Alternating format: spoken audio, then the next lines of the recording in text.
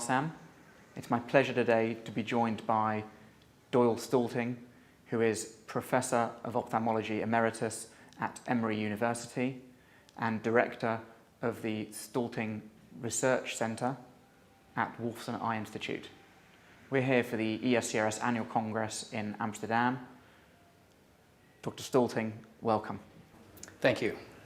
Can you tell us a little bit about the symposium that you'll be heading up on looking at ectasia and the risks associated with the development of ectasia in the context of refractive surgery?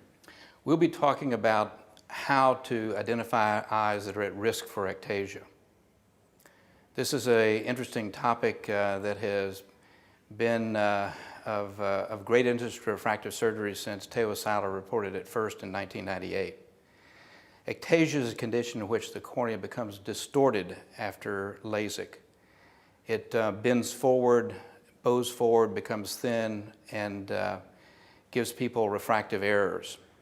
Many of these eyes are eyes of patients who were going to develop keratoconus anyway. Of course, the best way that we can determine eyes that are at risk for ectasia is directly measure the biomechanics and understand the changes in forces that will occur when tissue is removed by refractive surgery. We are unable to do that, and so we have worked to find surrogate measures that help us determine eyes that are at risk. That's great. I mean, you published a seminal paper on this several years ago with Brad Randleman.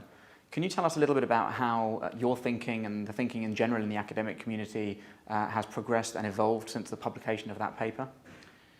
Sure. We followed Theo Seiler's suggestion that it was corneal topographic abnormalities that predicted ectasia. We found that this was the strongest predictor, but also the refractive error, the preoperative corneal thickness, the residual stromal bed, and patient age had significant predictive value. Over the years, the sensitivity and specificity of the ectasia risk score system has gone down in published reports. Not because the ectasia risk score system doesn't work, but because it is working.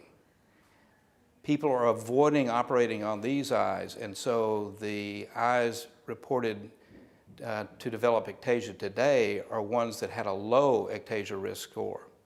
And so our job now is to identify new surrogate risk factors that, in addition to the risk score system, can help us predict ectasia much more accurately. That's great. Do you think that the quantification that we can now use for measuring corneas in terms of topography and the different systems that are around will give us a lot more ability to detect ectasia compared to what we've been doing over the last few years in the future? It should. One of the techniques that's being explored is the progression of corneal thickness from the center to the periphery.